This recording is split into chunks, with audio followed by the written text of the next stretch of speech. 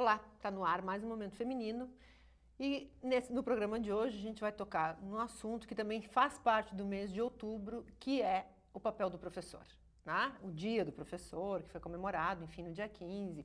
Outubro é o mês de Nossa Senhora Aparecida, o mês das crianças, tem tanta coisa, mas é o mês do professor também, né? E queria discutir com vocês hoje aqui no programa, né? O papel desse professor hoje, né, que as escolas hoje, além de terem se modificado totalmente, né, com todas as redes que estão aí exigindo, né, um papel novo do professor, há também a questão do bullying nas escolas, né, há também a questão da violência em algumas escolas, certo? Então, a gente discutiu um pouquinho sobre o que é esse professor hoje?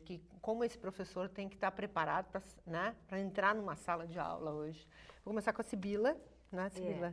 Eu primeiro acho a missão do professor maravilhosa, né? Eu acho que tu trabalhar com jovens, tu fazer essa troca com jovens e atuar perto deles com o teu saber, com a tua experiência, eu acho uma das melhores coisas. E só um parêntese antes de falar sobre o papel, eu acho que talvez os alunos não saibam o quanto eles nos ensinam. Porque quando nós estamos em sala de aula, há uma troca e eles também nos passam muitas coisas, né? Bem, enfim. O que eu penso é que o papel do professor nesta sociedade não pode ter nada do que era antes, porque os alunos mudaram. Com certeza. Então, nós sabemos também que o conteúdo, ele não é, ele é mais flexível hoje.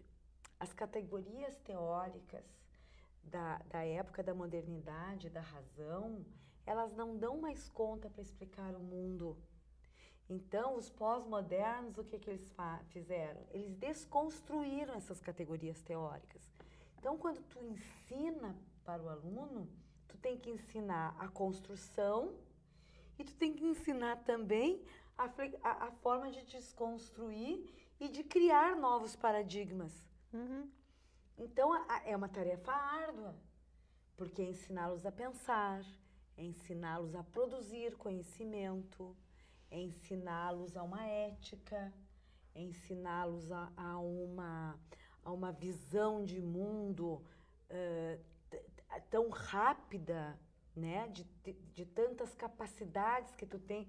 Tu clica no Google algum assunto e já vem pronto o assunto. Então, tu tem que mostrar que aquilo ali é importante ler. É só uma motivação para ele buscar aprofundar esses temas e não copiar o que está na internet. Coisa séria. Olha, isso, né? Eu acho um desafio, sabe? E não sou dos professores que se queixam dos alunos. Muito pelo contrário. Sou dos professores que acreditam que os alunos estão vindo de forma diferente, mas não piores. Sempre houve problemas, né, na relação de alunos na escola, mas isso é para outra pergunta, né?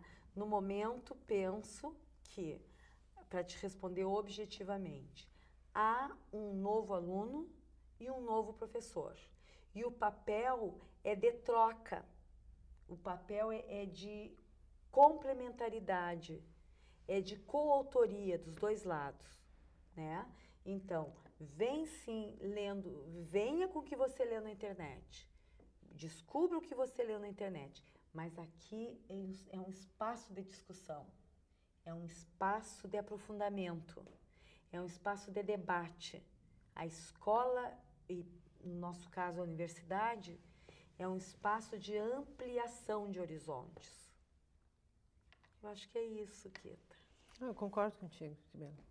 Carlita. Ampliação, e eu recém construindo o meu, né? Porque tenho a alegria de estar na docência há relativamente pouco tempo, né? Comecei aqui na Unifra em 2008 e vocês, desde que o curso de jornalismo e de publicidade, né, comunicação, enfim, existe aqui, vocês já estavam. Então, e antes disso, em outros lugares, e trabalhando há mais tempo no mercado. Então, para mim é uma construção ainda nova, mas essa troca de que a Sibila fala, eu já consigo perceber. E me sinto muito feliz em ter a certeza de que hoje eu percebo que mais do que apenas eu ter que passar, e aquele compromisso que era, no início, assim, parecia um compromisso extremo de, não, eu tenho que passar. Não, é um compromisso também de estar aberta para receber e também, a partir do receber, processar isso de maneira a retornar, né? Para eles é um ciclo, né? E é muito gratificante, assim, perceber que cada vez mais, ano a ano, eu tenho a certeza de que eu estou fazendo o que eu queria e que eu estou no lugar certo, né? Inclusive, tem uma particularidade, né, no nosso campo de trabalho, no nosso campo de formação dentro da comunicação, que é o jornalismo, em que antigamente, vocês devem ter acompanhado também algumas discussões nesse sentido. Antigamente existia uma imagem assim, o professor de jornalismo, professor em comunicação, às vezes é um cara que é avesso ao mercado, ou ele se frustrou no mercado. Não é isso. Nós, mais cedo ou mais tarde, ou saímos do mercado e optamos optamos desde o início pela docência, mas cada vez mais eu vejo assim esse preconceito ou essa discussão primária assim que existia ser dissipada, né? Acho que não existe isso. Eu não me recordo disso. Por exemplo, um dos diretores o diretor da RBS de telejornalismo, Raul Costa Júnior, era professor, né, de telejornalismo na PUC. O primeiro diretor da FAMECOS, que foi o Antoninho Gonzalez, era editor da Folha da Manhã, né? Então, eu acho que na nossa área, tu tem que ter assim, um pé no mercado e um pé no estudo. Isso é uma clareza que cada vez mais se concretiza, né? Não tem como tu estar longe da produção, da prática do mercado. Não tem. Acho que tu tem que estar sempre antenada, né? Até porque o aluno exige isso, né? Ele quer saber, né? Como se constrói a notícia, como se constrói um curta-metragem, como se constrói o telejornal. Então, para você chegar na sala de aula e ter essa troca, você também tem que ter esse conhecimento. Não basta somente você ter toda a teoria, né? Que é importante, é óbvio, é claro, né? A pesquisa é fundamental. Mas, só para concluir, assim, que eu concordo muito com o que a Sibila falou, eu acho que o que se modificou muito é essa questão de que antes o professor, antes das redes, da internet, o professor era o detentor do saber, quando ele entrava dentro da sala de aula. Se você queria, né, acompanhar o professor, que era quem tinha feito um mestrado, ou tinha feito um doutorado, você tinha que se dispor a buscar o conhecimento, ir para uma biblioteca, pesquisar, né? Hoje, o aluno que chega na sala de aula, com o Google, como você falou, com a internet, ele pode não ser o detentor do conhecimento, mas ele conhece, ele sabe, ele vem para a sala de aula e ele está mais preparado para essa troca, para conversar com você. Eu percebo isso, né? Embora eu tenha entrado dentro da sala de aula depois da internet, né? Entrei de 2000 para cá, depois de 2000, né? Já tinha internet.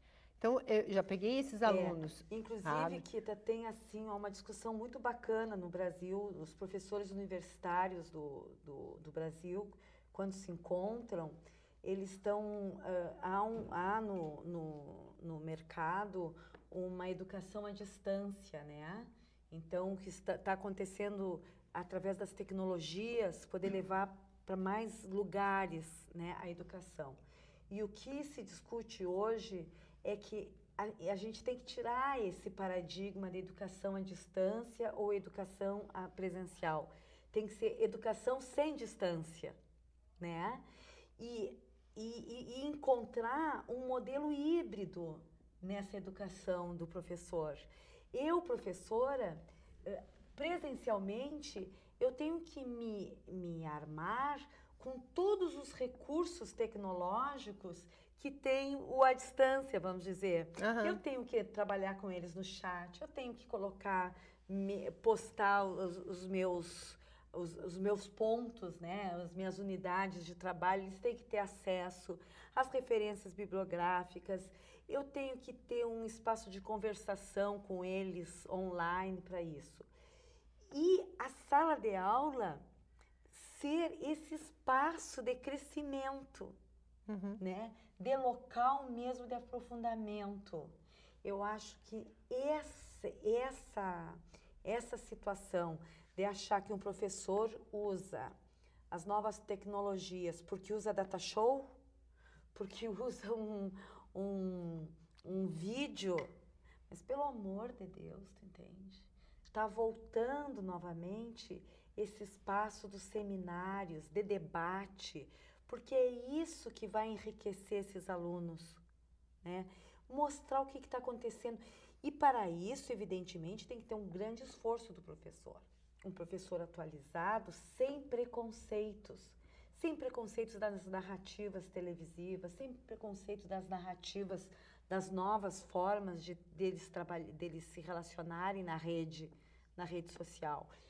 Porque isso é um caminho sem volta.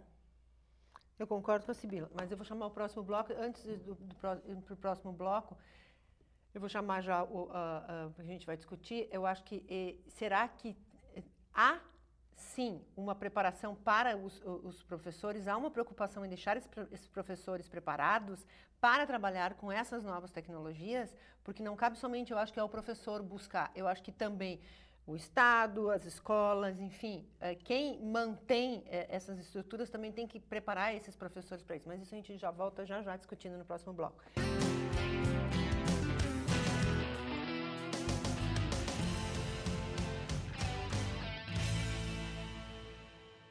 A ONG Influenciação já ajudou muitas crianças e precisa de você para continuar ajudando.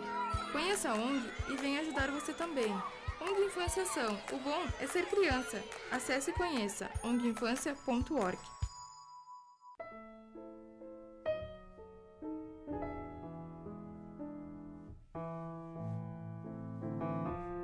A ONG Royale está mudando a vida de muitas meninas carentes através do balé. Conheça esse projeto. Oi pessoal, sou o Benjamin. Estou aqui para dar um recado a vocês. Ao saírem das salas e ambientes de trabalho, desliguem o ar-condicionado. Energia, para economizar, só precisa lembrar.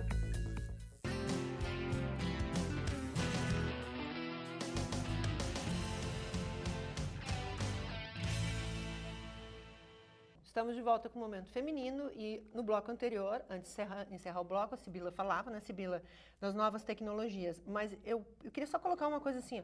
Eu acho que, acho sim, né, a universidade, as escolas, não vamos falar só de universidade, porque nós não estamos falando aqui de um professor somente de universidade. O papel do professor. O papel do professor, desde os níveis iniciais até a universidade.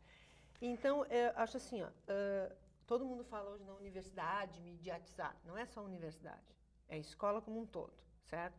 Só que eu penso naqueles professores, né? No professor que dá aula naquela escola municipal. Esse professor tem que ser preparado para isso, para essa formação, formar este professor mediatizado, para ele ter condições. Porque quantos professores que a gente sabe não de acho escolas... que seria professor mediatizado, seria o professor... Não, preparado para trabalhar com as tecnologias. Com as tecnologias, sabe? Né? Os dispositivos tecnológicos são ferramentas. Sim, mas... E que essas ferramentas têm que vir a favor do conteúdo, do saber. Exatamente, mas para isso, esse professor tem que ser preparado. Ah, eu acho também. E quantos professores municipais, não digo professores de universidade, que as universidades normalmente dão formação, tem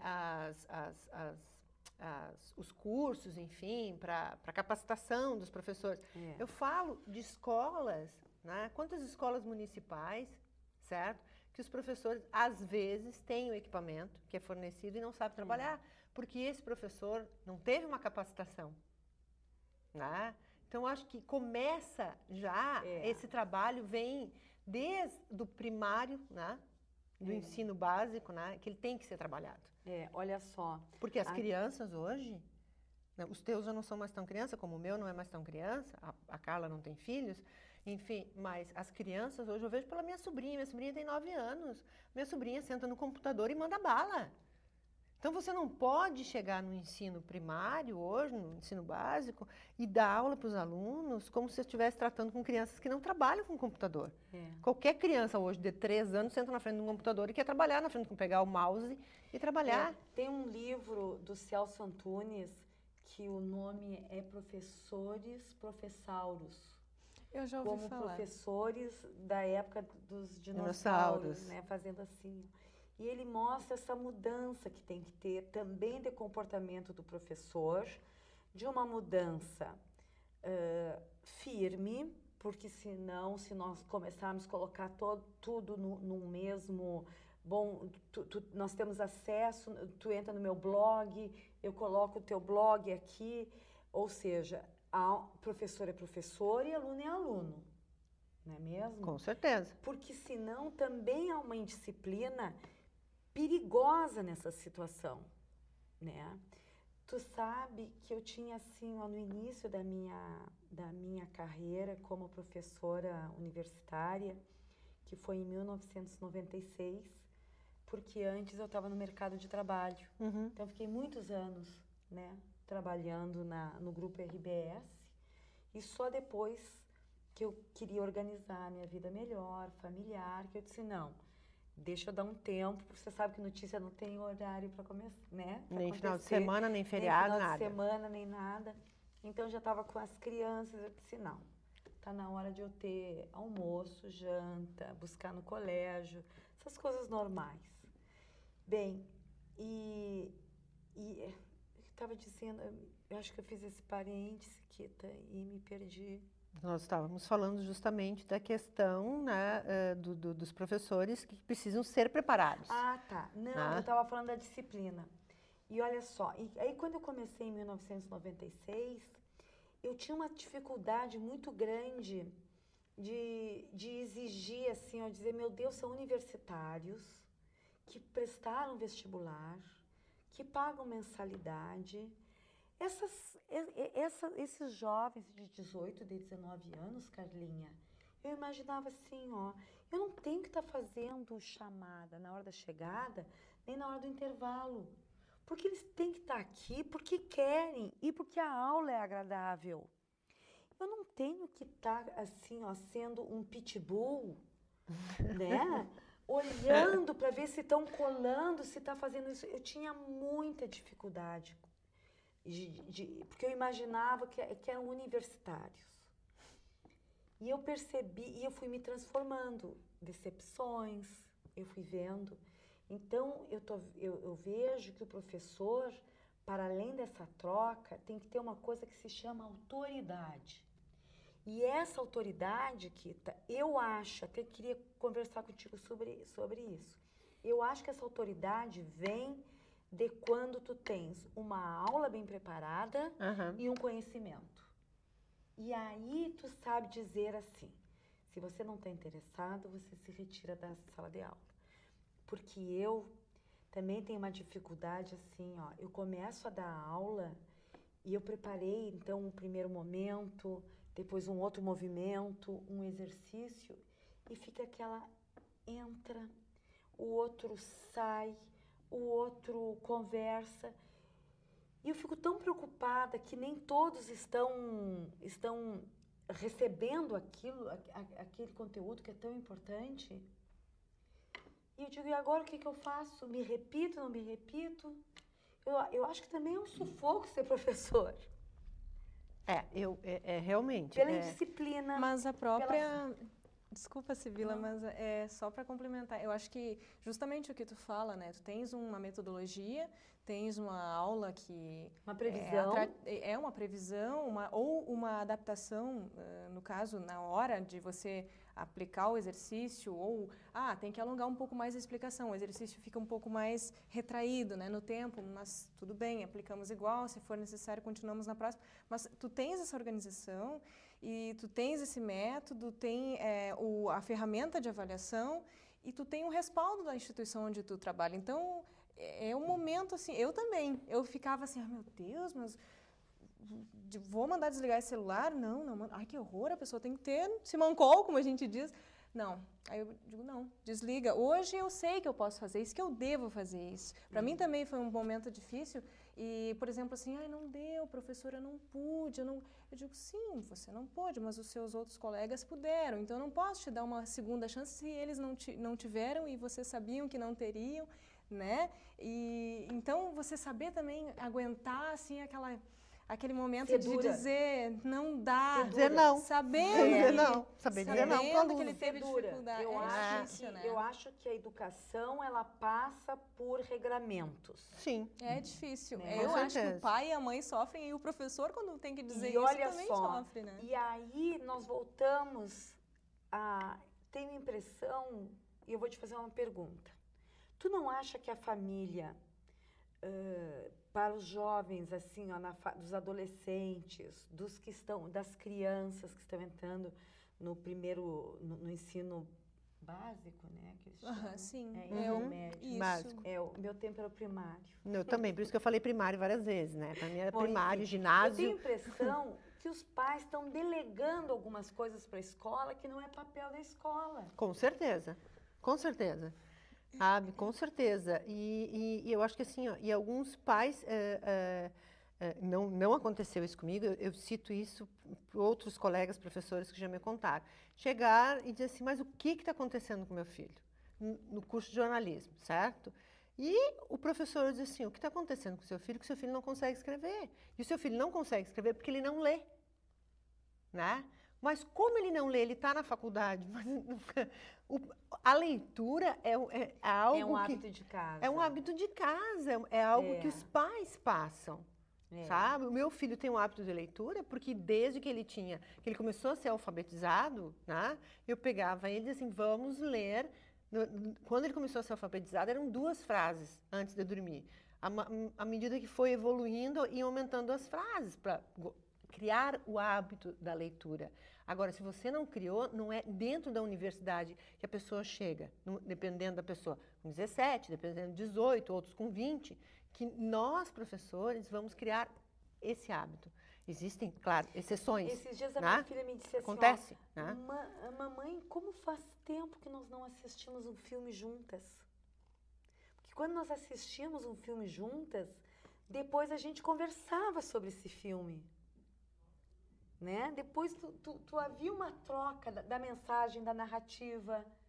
Então, tu levar teus filhos num cinema, levar os filhos num teatro, levar os filhos numa biblioteca, isso é cultura, isso é educação. Isso é educação que vem da casa, que complementa a educação que nós passamos na escola. Do português, da matemática, da geografia. E aí é um conjunto de dados que forma essa cultura, essa formação. Agora, me permita só complementar mais uma vez. Eu acho que o grande pulo, digamos assim, o grande segredo do professor, e que eu gostaria muito de poder aprimorar, poder alcançar isso que eu vejo como uma grande virtude, assim como o pai e a mãe em casa, vocês com seus filhos, sabem, o limite do meu filho era uma frase, aí depois passou a serem 2 frases. O limite da minha filha era de esperar 1 mês para ver um filme comigo, eu tenho que fazer isso. Então, o professor ele também tem que saber reconhecer o limite daquela turma, daquele outro aluno, e ter a persistência de ir ali, aquele está com dificuldade, vai, reforça. Carla. Poxa, eu acho que essa é uma virtude que independe do grau, do nível em que tu está ensinando. Até porque, né? É muito fácil tu dar aula para 30 alunos lineares. Sim. E aí tu dizer, não, aquele ali está me atrapalhando a conversa, eu vou tirar ele da sala de aula. Não. Saber conviver com alteridade e puxar um aluno com mais dificuldade, com um limite mais doloroso no conteúdo, é um papel também que eu acho. Não, a gente trabalha com limites, né? Esse é o papel do professor também passa por isso. Como um pai que educa, que trabalha o tempo inteiro impondo limites. O professor também tem os seus limites. Ele impõe aqui, ele afrouxa um pouco mais aqui, né, quando é necessário, mas ele trabalha com esses limites. E falando em limites, antes de eu chamar o próximo bloco, né, para a gente discutir no próximo bloco, né, como o professor impõe limites, que não é o nosso caso aqui na Unifra, né, que nós não passamos por isso, mas eu vejo casos de professores, a mídia cada vez mais relata casos de violência dentro da sala de aula. Como trabalhar com isso? Como um professor pode trabalhar com isso? Mas isso a gente discute no próximo bloco, a gente volta já já.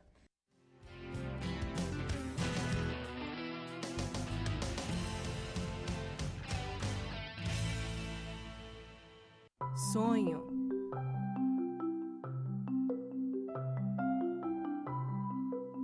Esperança. Realização.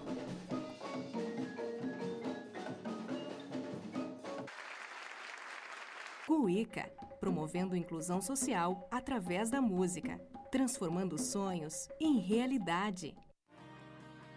Você conhece a Pastoral Universitária aqui da Unifra? Não? Aliás, você sabe o que a Pastoral Universitária faz?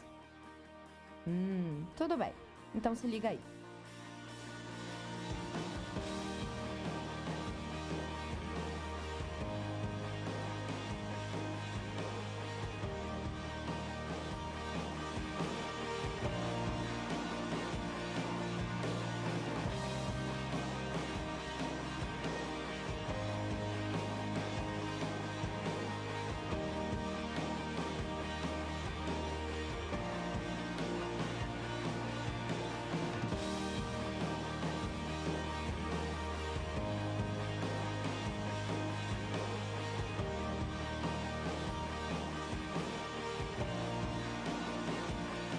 Venha nos visitar ou acesse o site da Unifra e saiba mais. Pastoral Universitária, sua formação espiritual e acadêmica.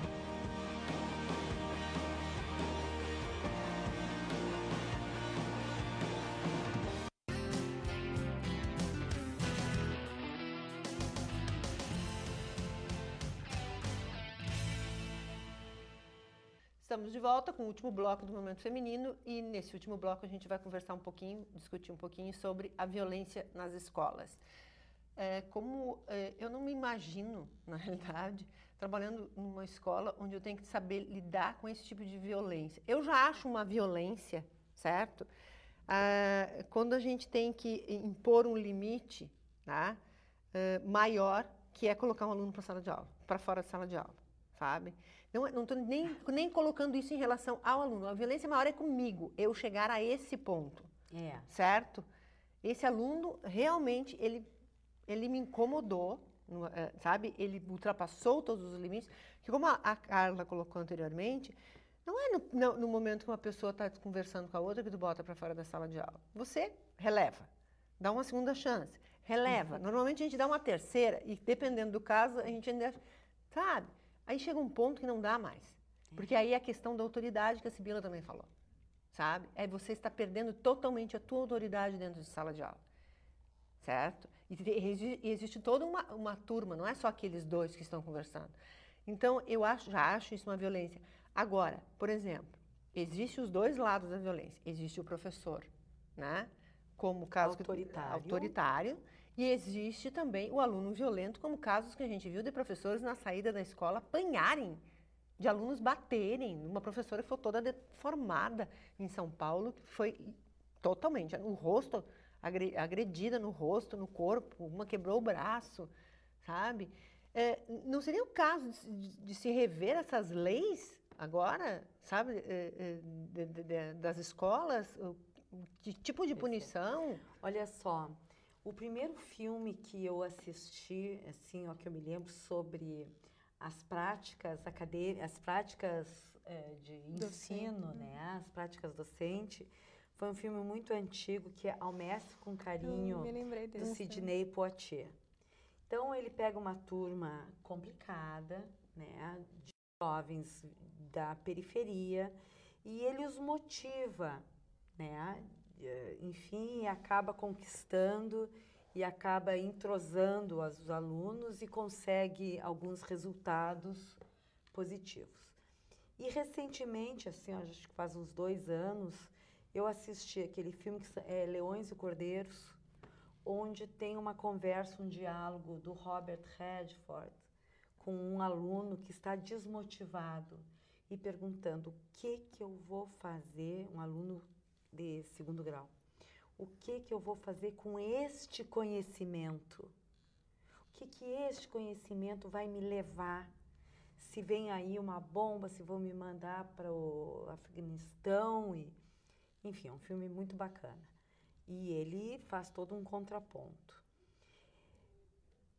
A gente é resultado da sociedade que a gente está vivendo, né? Uhum. Então, não tem como negar que as desestruturas familiares, que o álcool muito cedo, que as drogas no portão das escolas, que as amizades, a evasão de alguns alunos também por conteúdos já ultrapassados. Enfim, eu acho que é um contexto que tem que ser todo ele revisado, Kita, não é só novas leis. Não, aí entra a questão de preparar os professores, aquilo que a gente estava falando, para esse conteúdo que tem que ser, né, reavaliado, né, a maneira de levar esse conteúdo dentro da sala de aula, para motivar os alunos a permanecerem dentro da sala de aula, né? Então, claro, eu acho que...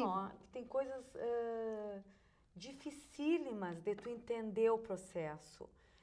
A mídia está aí nos mostrando, né? Tivemos, né, um caso recente também de uma professora que está sendo processada porque mandou um menino pintar a parede porque ele riscou. Mas vocês lembram que a questão de 6 meses atrás teve uma moça que foi completamente com uma roupa desproporcional para a faculdade. Ela ia ao lugar. Para a faculdade, ela ia para ela ia estudar. Qual é o nome da menina? Um tipo de roupa. A Geise Arruda. A Geise Arruda, tá. E a universidade a convidou, né, para ela sair da universidade. E ela retomou, voltou. O impacto na mídia dos direitos que ela deveria ter, mas os direitos do outro lado também. Quer dizer, há sim uma interrogação sobre quais são os valores vigentes hoje. Que papel é da família? Que papel é da escola? Que papel é da sociedade, né? Do governo, do poder, dos poderes, né? Municipais, estaduais e federais. Que papéis? Será que está todo mundo cumprindo seus papéis, Kita? Eu acho assim, ó, quando tu coloca assim, ó, essa questão de quais são dos valores, eu acho que nós já discutimos isso 2 vezes aqui no programa, que há uma inversão de valores hoje. Sim. E quando há essa inversão de valores hoje, quando os bens, né,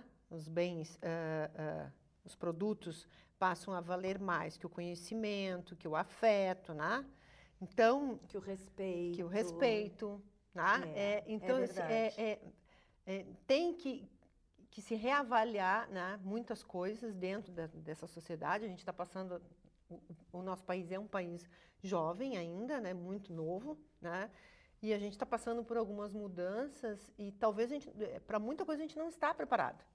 Eu penso que tem muito a ver esse contexto que a gente vive hoje com um processo que tem algumas décadas já, mas que a gente ainda não consegue nominar e que vem, na minha opinião, dessa raiz consumista que nós estamos fazendo crescer e se desenvolver. Então, é um momento assim em que, por exemplo, agora eu lendo sobre a questão do entretenimento e do infotenimento, tem uma autora muito interessante que é a Fábia Angélica Dejavit. Ela escreve sobre o infotenimento.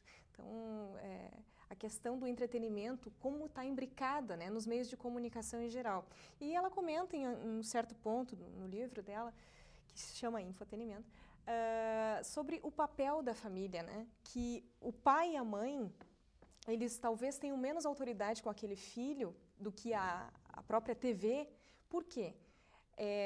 Ela até fala que o adolescente não encontra a tolerância ou a paciência no pai e na mãe que o meio de comunicação, né, dá para ele, tem com ele. A paciência que ele encontra, ou então o escape que ele encontra nesses meios, consumindo cada vez mais, né, essa veia hedonista que nós temos, né? Eu vou ter prazer, eu vou curtir minha vida, e isso se faz consumindo, isso se faz substituindo cada vez mais rápido o que eu tenho por um próximo que há de vir. Exato. E aí a educação, as bases que eu tenho hoje para passar para o meu aluno, ou que o pai e a mãe têm em casa para passar para o seu filho, elas parecem muito descartáveis, cada vez mais. Então, isso provoca um inconformismo. Eu vejo assim, esse jovem, ele reage de uma forma que ele não sabe como fazer para manifestar aquela inconformidade, ele é agressivo.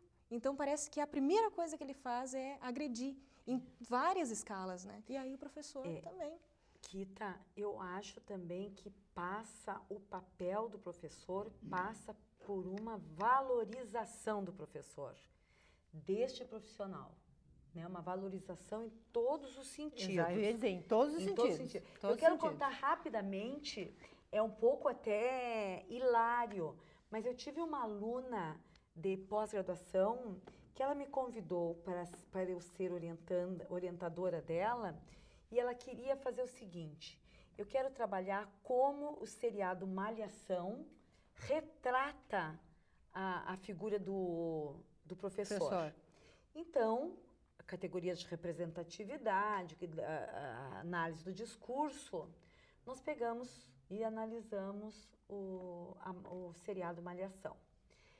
Bom, o capítulo que nós pegamos, dois professores, um casal, casava, né? A professora acabou se apaixonando pelo colega, o professor, e a turma toda ficou muito contente e casava. O casamento foi jóia e eles saem correndo num Fuquinha ano 1960. E alguma coisa, com os balõezinhos. E aí eles dão tchau, tchau. E ele faz,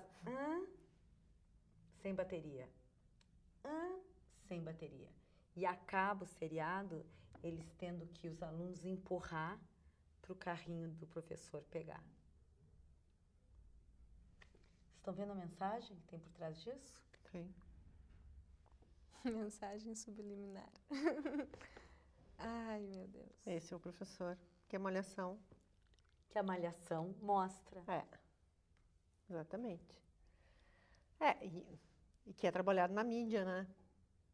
Então, e que isso também para quem está em casa, para quem não faz essa análise, né? Passa a ser, né, uma representação do professor, e que muita gente consome como sendo aquilo verossímil. Então, assim, eu diria que se a gente tem que encerrar a nossa conversa... Sim, temos que encerrar. No mês de outubro, eu penso por uma valorização do conhecimento do professor, uma valorização, equipar o professor, como tu disseste. As capacitações dos professores. Para ele conseguir estar sempre se atualizando, né? E valorizar ele como um formador. Porque, meu Deus, dizem que a mídia, né, que nós jornalistas, o conceito de jornalista é formador de opinião. E o conceito de professor, qual é, se não formador de cidadãos? Bom, nós ficamos por aqui com o Momento Feminino. A gente volta na próxima semana. E quem quiser contribuir com sugestões, perguntas, o nosso e-mail é momentofeminino@unifra.br. A gente se encontra na próxima semana. Até lá. Obrigada pela audiência. Tchau, tchau.